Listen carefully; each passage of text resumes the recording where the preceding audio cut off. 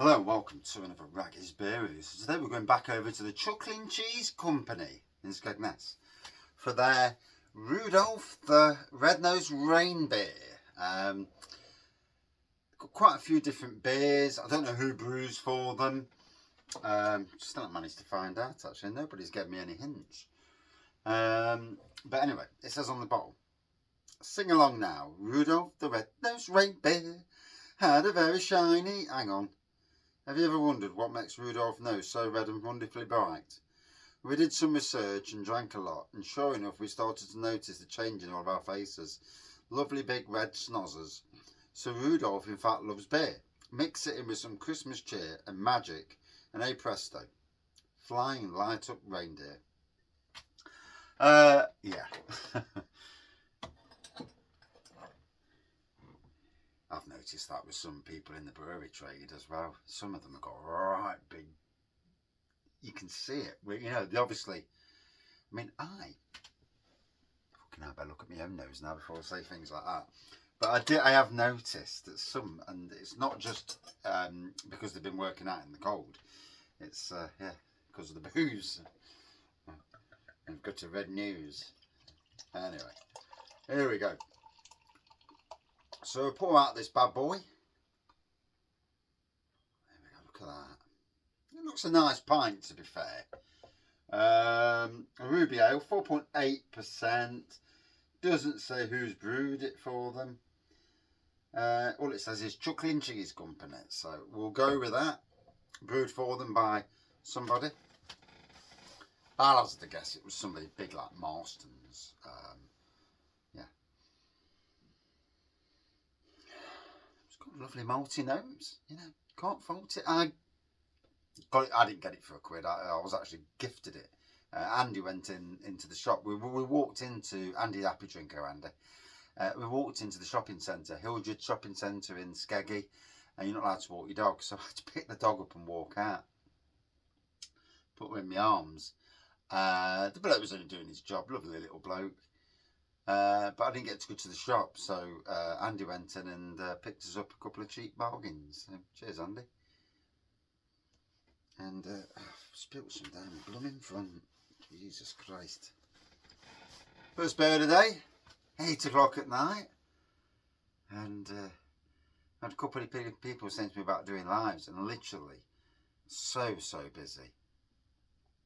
I think everybody thinks my life is family, that is. You know, I'm just, I can just keep going and going and going. And the fact of the matter is, it's not easy. It's not doable.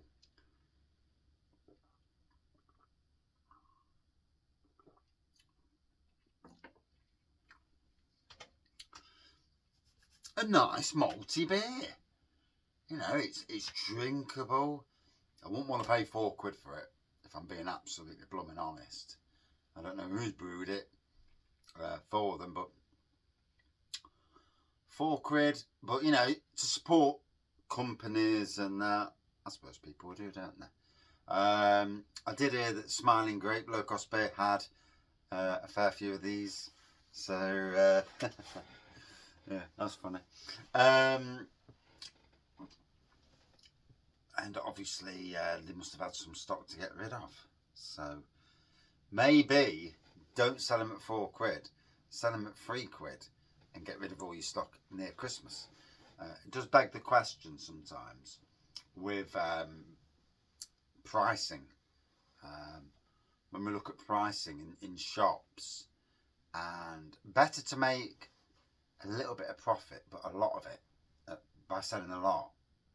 Sell a lot, make a little bit of profit on each, then sell a few, but make a load of profit. It does beg that question.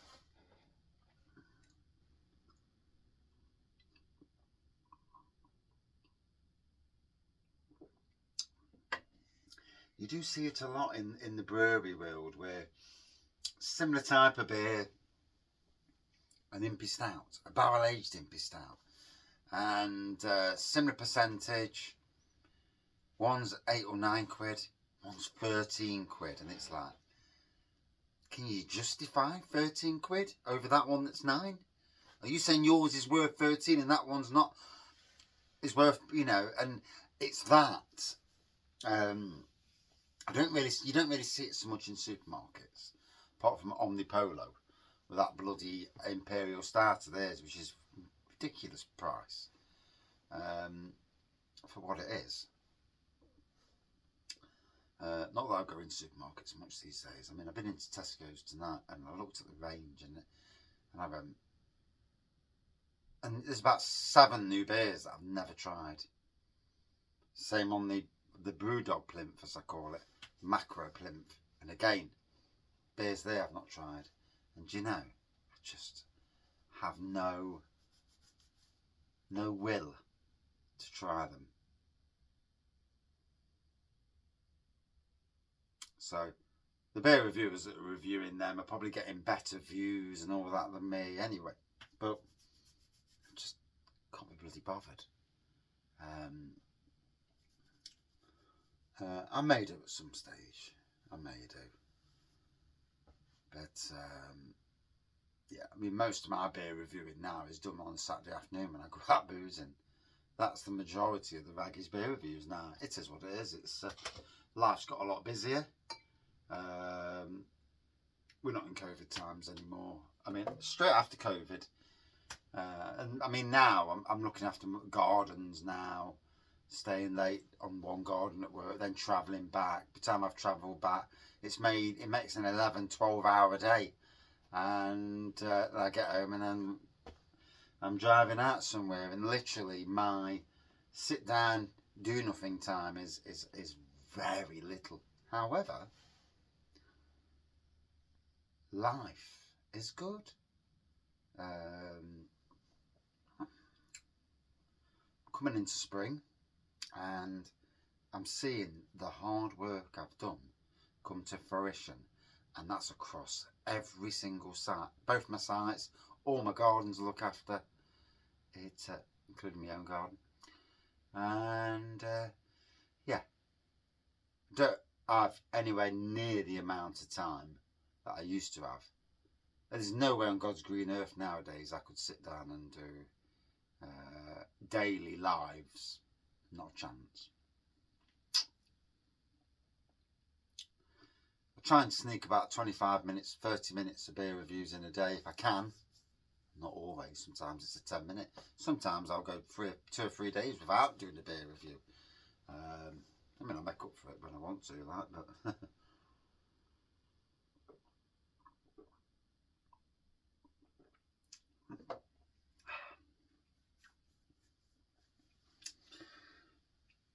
it is what it is.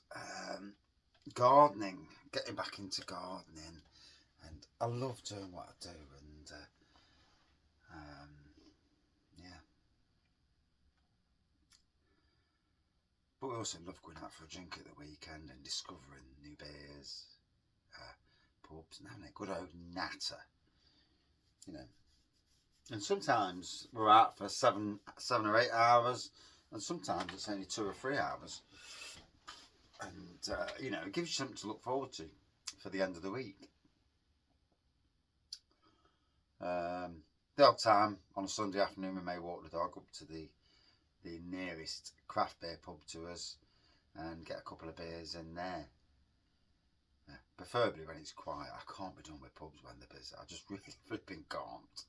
I just really can't be done with busy pubs. And but luckily, the pubs we go in, we don't encounter the idiot element. Never. Which is nice.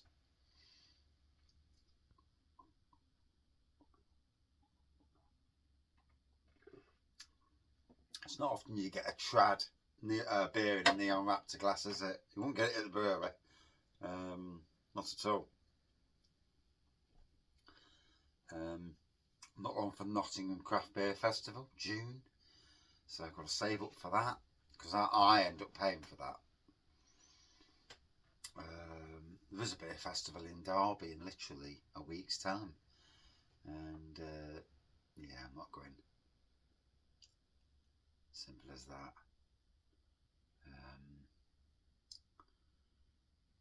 I bought the tickets, and I've not actually seen any advertising for it. So if it's still happening or not. Usually I see advertising for these beer festivals, but I've not. So, yeah, that's interesting. And there are a lot of beer festivals being pulled this year. Me personally, I think you're better off sticking to the beer festivals that are local. Like when pubs are organising them, with about 24, 30 beers on, go and support your pub, you know. And it's amazing that a lot of the camera events are the ones that are being pulled. And begs the question, I mean, I don't know camera, so I may be absolutely talking out of my arse, and it happens. But yeah, it begs the question with camera, whether there's people who are in camera who earn a lot of money. So you need all these people paying their monthly dobbins in to look after them. Yeah.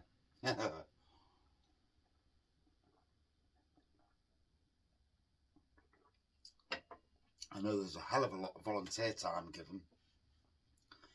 But it does beg the question. The people who are earning the pennies, how much are they earning? Yeah.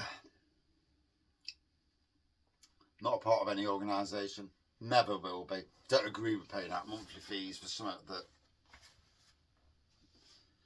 And getting 10 pence off a pint. Yeah, right, yeah. I'd rather the pub get the 10 pence than get 10 pence off them.